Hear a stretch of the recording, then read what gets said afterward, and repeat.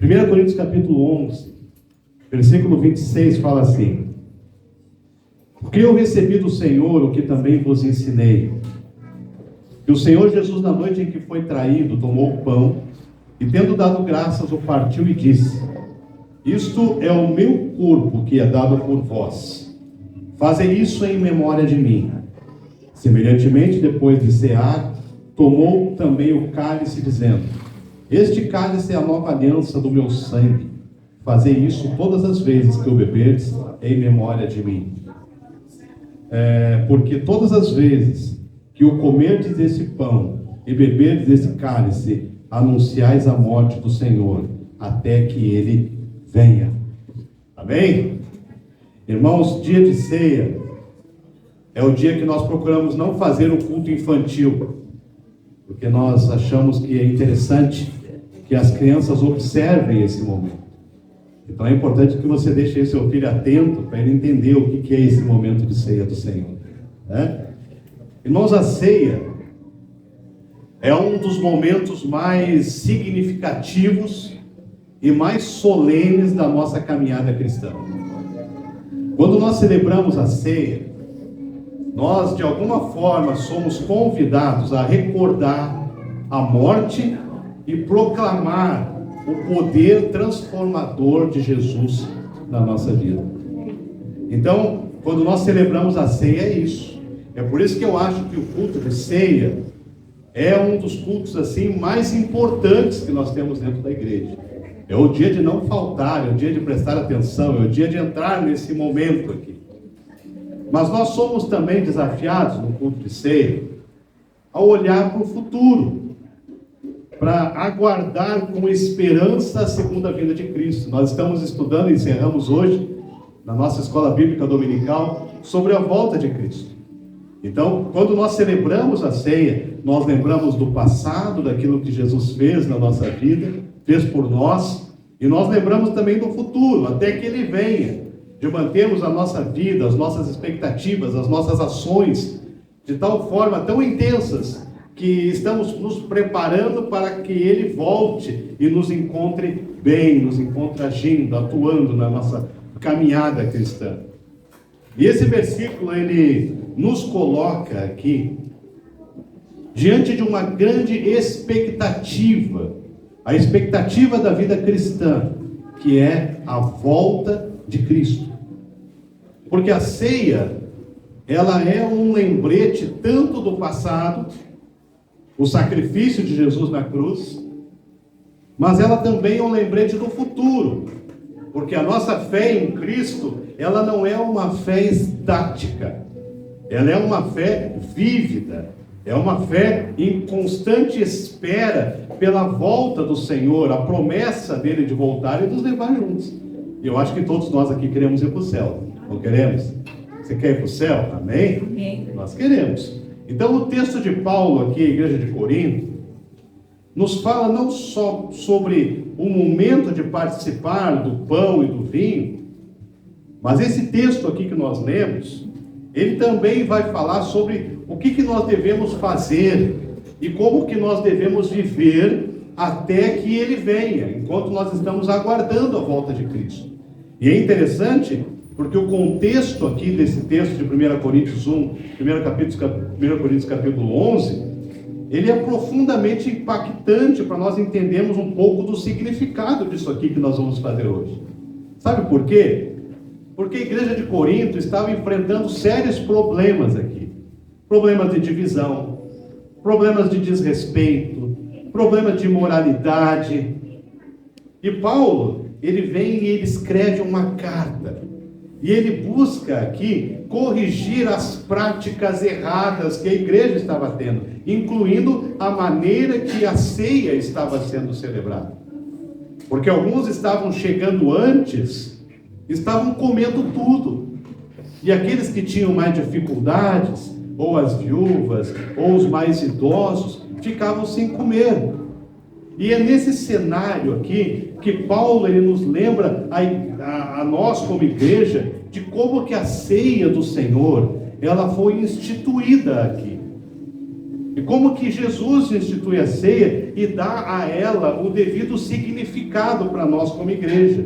E eu quero aprender com os irmãos algumas coisas aqui em relação a esse momento de ceia. Porque esse momento aqui é um momento muito sério.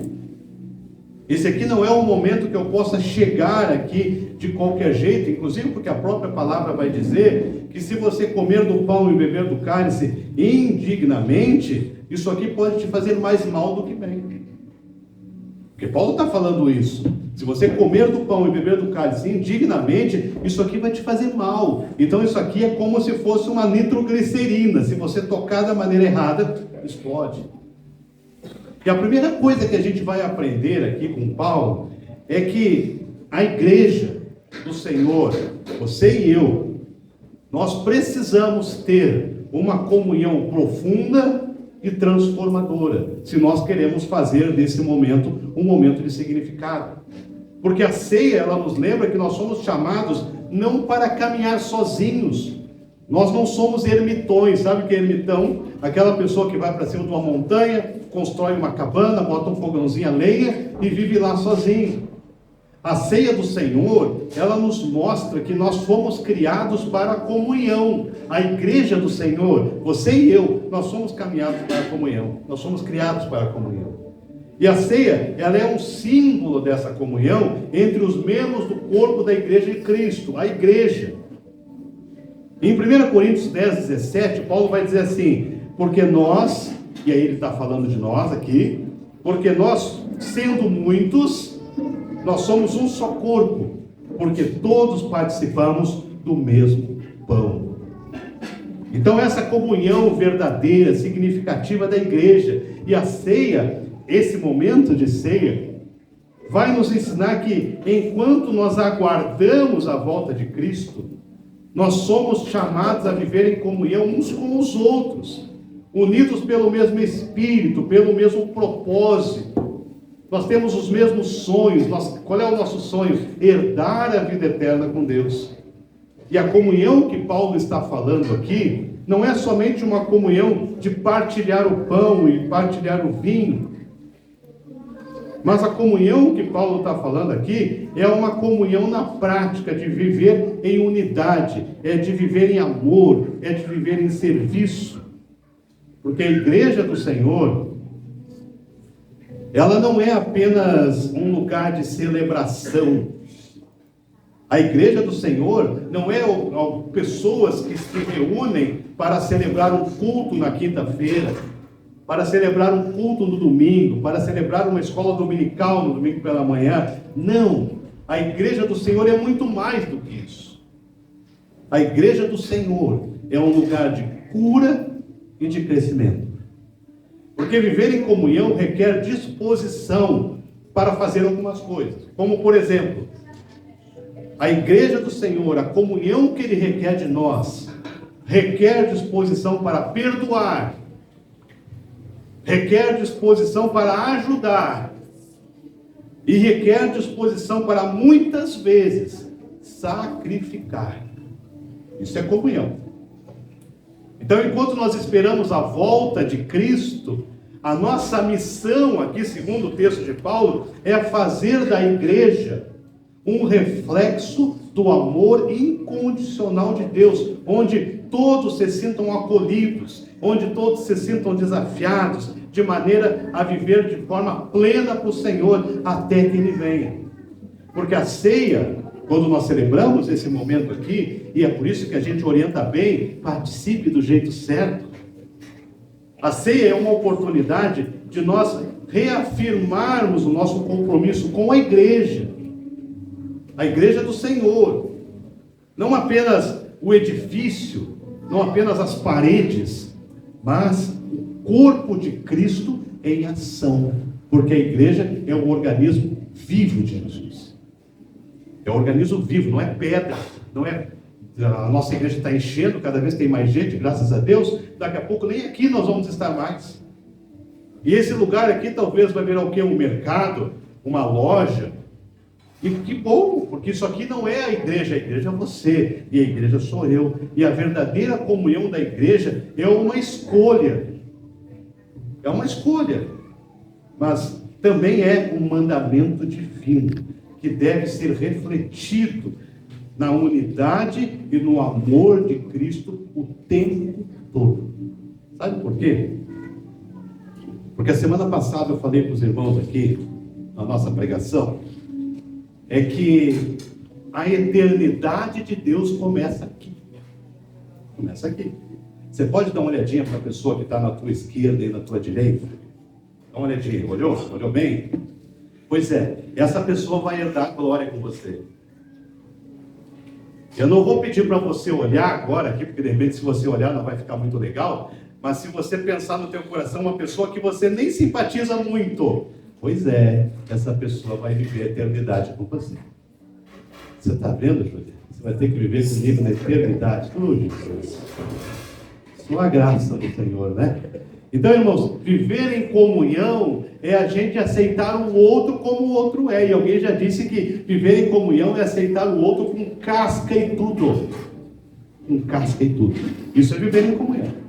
Essa é a primeira coisa que a ceia do Senhor nos ensina. Mas tem uma segunda coisa.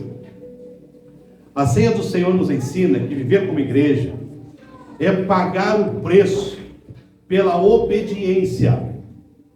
A obediência a Cristo, ela exige de nós uma entrega radical, assim como ele fez na cruz. Você não acha que a entrega de Jesus na cruz foi radical? Foi radical. Como não, Cristo ele não só morreu na cruz por nós, mas ele nos chamou para tomar a nossa cruz e segui-lo. Lucas 9:23 fala assim, ó: se alguém quer vir após mim, negue-se a si mesmo, tome a sua cruz e siga-me. Então o ato aqui de comer o pão, de beber do cálice, é também um compromisso de viver uma obediência radical, onde nós não aceitamos meio termo, onde nós não aceitamos coisas por metade, mas que nós queremos sim cumprir a vontade de Deus, mesmo quando isso nos custa alguma coisa. Porque cumprir a vontade de Deus quando não nos custa nada é fácil. Eu tenho muita facilidade, mas muita facilidade mesmo, de conviver com a minha esposa há 24 anos. Você não tem facilidade de conviver com a sua esposa? Quantos anos vocês estão convivendo junto aí? 45 anos. Você suporta o Cid há 45 anos. É difícil? Não. Por quê? Porque é fácil a gente conviver com aqueles que estão mais próximos de nós. É fácil. A Bruna suporta o Marcel já há quantos anos? 17, eu acho, né? 15 anos, já pensou? E estão ali felizes, sempre de mãozinha dada, e amor para lá, amor para cá, sabe? Aquela coisa gostosa, romântica. Por quê? Porque é fácil a gente conviver bem com aqueles que estão perto de nós. Mas quando eu olho para a celebração da ceia do Senhor, eu vou perceber que Deus ele quer de mim uma obediência radical. E o que é uma obediência radical? É eu conviver harmoniosamente com aqueles que vão herdar a glória comigo, mesmo que eu não tenha tanto relacionamento. Porque obedecer a Cristo, meus irmãos, não é fácil não. Alguém me disser assim, obedecer a Cristo é fácil? Não é. Sabe por que não é? Porque obedecer a Cristo requer de mim renúncia. E às vezes até o meu direito de algum tipo de vingança. Eu tenho que renunciar a esse negócio, porque às vezes isso aqui significa abrir mão dos nossos próprios desejos, dos nossos próprios planos, do nosso próprio conforto. Porque isso aqui, por exemplo, faz o bem mesmo quando nós somos maltratados. É quando alguém me maltrata, eu faço o bem. É servir mesmo quando não sinto vontade de servir. É eu estar nas coisas quando eu mesmo não sinto vontade, mas eu estou. Por quê? Porque Deus mandou a obediência radical ao Senhor em tudo. É nos meus relacionamentos, é na minha vida de serviço ao Senhor, é na minha vida de comunhão, é na minha vida conjugal, na minha vida familiar. Eu obedeço a Deus muitas vezes, não somente porque eu sei que eu tenho que obedecer, mas porque eu tenho compromisso com Ele. Quando nós casamos, Cris e eu, no dia 20 de outubro de 2001, Nós casamos e o pastor que fez o nosso casamento, ele pegou, na hora do casamento, ele pegou o anel, a aliança, e ele falou assim, posso derrubar a bandoleira aqui. Ele pegou e falou assim, muitas vezes, o amor não vai ser suficiente. E aquilo ali como assim, né? Eu estava ali na frente, parado, e olhando para ele, ele falou, muitas vezes o amor não vai ser suficiente. Ele seguiu falando assim, às vezes, no relacionamento conjugal, você está desentendido lá com sua esposa, com seu marido, e muitas vezes você está tão bravo que o amor não é suficiente para te acalmar, e você sente vontade de sair correndo. Então o amor não é suficiente. E quando o amor não é suficiente, você olha para o anel, e daí você vai lembrar do compromisso. E quando você lembra do compromisso, aí você decide obedecer. A ceia do Senhor nos lembra que muitas vezes eu vou olhar para alguém e vou dizer assim, cara, o amor que eu tinha que sentir por você não está sendo tão forte como deveria, mas me ajuda aí. Me ajuda, vamos andar junto, me ajuda, facilita, porque eu estou tentando, você não está me ajudando, facilita, porque a gente tem que andar junto. É isso que a ceia nos ensina, obediência a Cristo. É sobre eu abrir mão das minhas expectativas, eu abrir mão dos meus desejos e conseguir conviver mesmo quando é difícil. Porque é fácil convivermos com aqueles que estão próximos. O difícil é conviver com aquele que nos contraria, com aqueles que nos ofendem, com aqueles que falam coisas que nós não gostaríamos. Com esses é difícil. E aí nós lembramos do compromisso. Uma terceira coisa que a ceia do Senhor nos ensina é que nós precisamos manter os olhos fixos em Jesus, autor e consumador da nossa fé. Quando Paulo ele nos exorta aqui a comer do pão e beber do cálice, até que ele venha, ele nos lembra que a nossa esperança, ela não está nas circunstâncias, mas a nossa esperança está em Jesus. Em Hebreus 12:2 ele fala assim, olhar firmemente para o autor e consumador da nossa fé, que é Jesus, o qual pelo gozo que lhe está proposto, suportou a cruz, e não fazendo caso da vergonha, e está sentado à destra do trono de Deus. Quer dizer, Jesus suportou a cruz. E às vezes a gente não quer suportar uma contrariedade, às vezes a gente não quer suportar uma ofensa, às vezes. Manter os olhos fixos em Jesus é entender que Jesus é o começo e é o fim. Ele é o começo da caminhada e ele é o fim. E ele não é somente o nosso Salvador, mas Jesus ele é o exemplo perfeito de como que nós devemos viver, com coragem, com fé, com perseverança. E as distrações, elas são muitas. Tem muita distração, irmãos. Muita distração. Problema financeiro é uma distração. Desafios de relacionamentos são distrações. Pressões do trabalho, da vida cotidiana, tudo isso é distração. Mas manter os olhos fixos em Jesus é viver com a certeza de que Ele é a nossa verdadeira experiência. Jesus é a nossa esperança. Quando as coisas estão difíceis, quando a vida está complicada, Jesus é a nossa esperança. Amém. Manter os olhos fixos em Jesus é viver na certeza de que Ele vai voltar e que todas as lutas que a gente passa, todas as dificuldades, as tristezas, as distrações, tudo isso vai ser depositado nele, porque nosso alvo é Jesus. E viver nesse mundo não é fácil. Uma outra coisa que a gente aprende, que nós precisamos cumprir o propósito de Deus com coragem e fidelidade. Porque cada cristão tem um propósito divino. Você tem, eu tenho. Sabe qual é o propósito?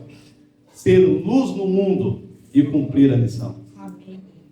É isso que ele espera de nós. Efésios 2:10 fala assim: porque nós somos feituras dele, criados em Cristo Jesus para as boas obras, as quais Deus preparou para que andássemos nela. Então a ceia do Senhor, ela é um lembrete de que enquanto nós aguardamos a volta de Jesus, nós somos chamados a viver com esse propósito, que é maior que nós mesmos. Esse propósito é maior que eu. Nós não fomos salvos apenas para esperar pelo céu, mas para agir. Nós somos salvos para agir, para amar, para servir. Nós não podemos pensar que eu fui salvo e agora eu vou sentar aqui e vou esperar chegar a glória. Não. Eu estou aqui por um propósito. E às vezes, as pessoas que nos cercam são providências de Deus na nossa vida. Algumas são para conviver conosco, para a gente ir lá comer um churrasco, né, para comer uma feijoada junto, para comer o estrogonofe da Carila, sabe? A gente vai lá feliz da vida, porque alguns são para isso. E outras pessoas são para testar a nossa fé. Ou você não tem? Duvido que você não tem. Tem pessoas que estão na nossa vida para nos fazer crescer, porque tem pessoas que acordam de manhã pensando assim, quem que eu vou atazanar hoje? Né? E Deus coloca na nossa vida para crescer, para nos ajudar a melhorar, para nos ajudar a crescer mais. Por quê? Porque Deus quer que a gente conviva com os de perto e com os de longe.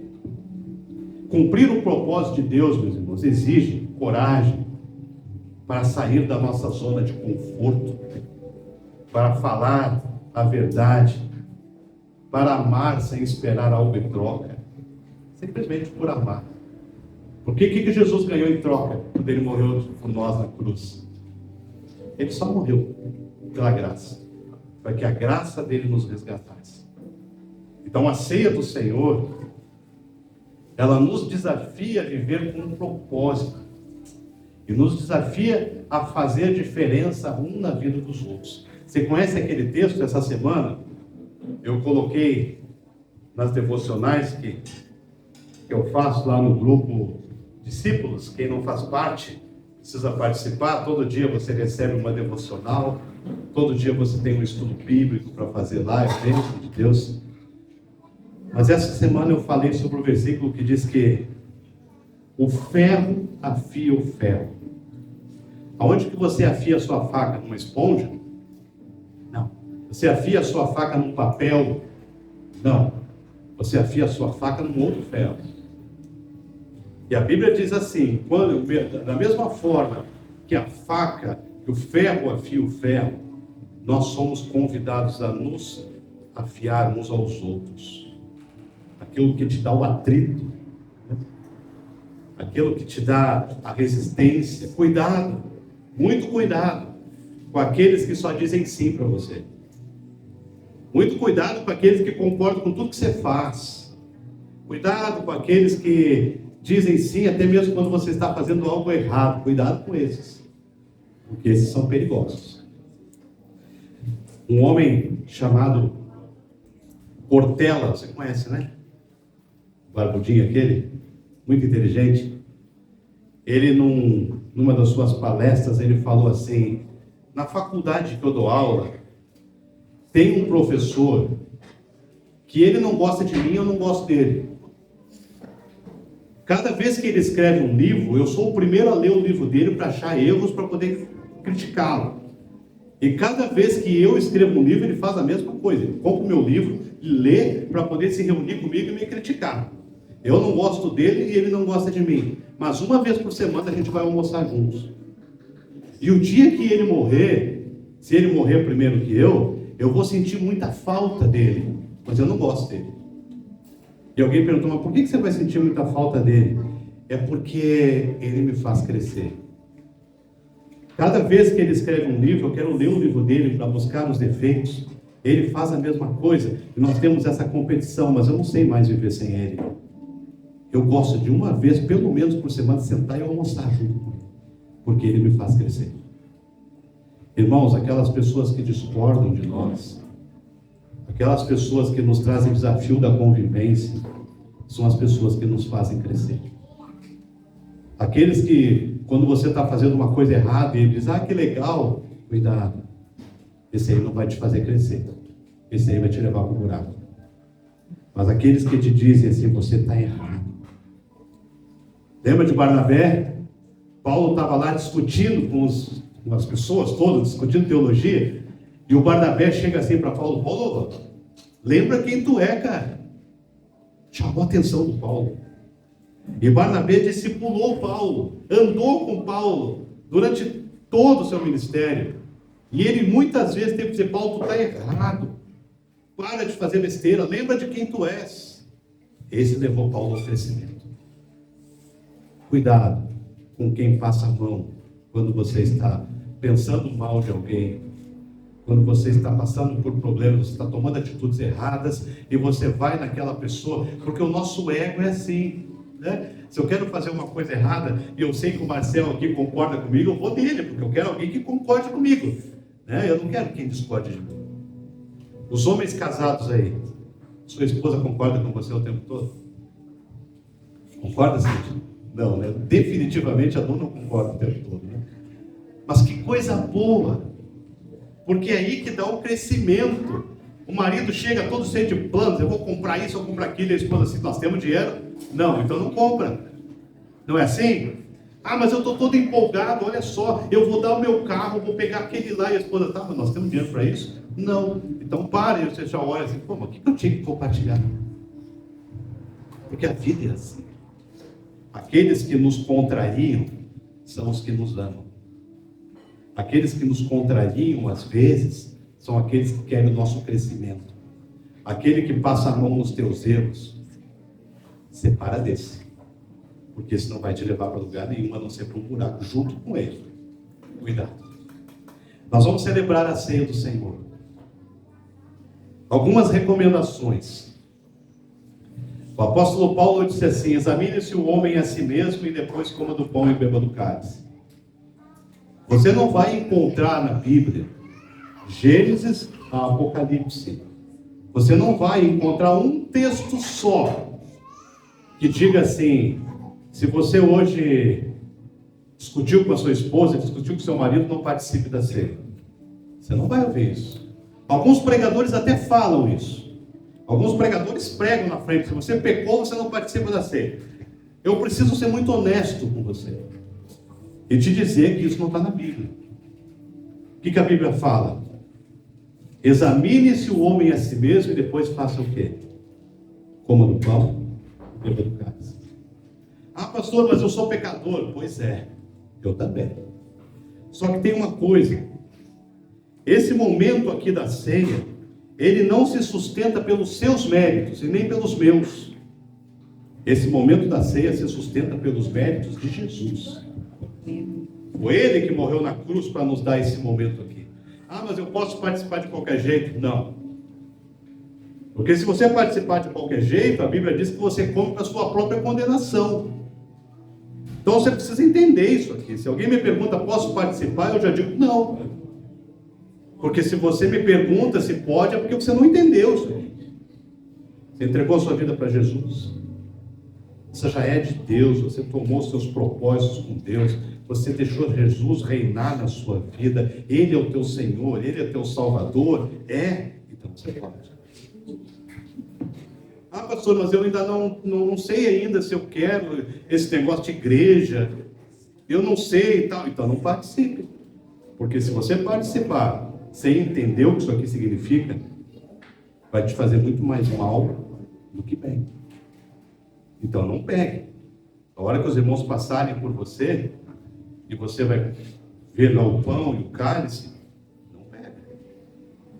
Agora, se você entendeu que isso aqui simboliza a morte do nosso Senhor Jesus Cristo, e que sem essa morte nós não seríamos nada, porque a ceia aponta para o passado, ela aponta para a morte de Jesus, para o presente, para o nosso relacionamento com Ele, e para o futuro, para a vinda dele. Então, se você não entendeu isso, não participe. Não pegue só porque alguém passou perto de você e mostrou o cálice, mostrou o pão. Não pega, porque se você pegar, vai te fazer muito mal.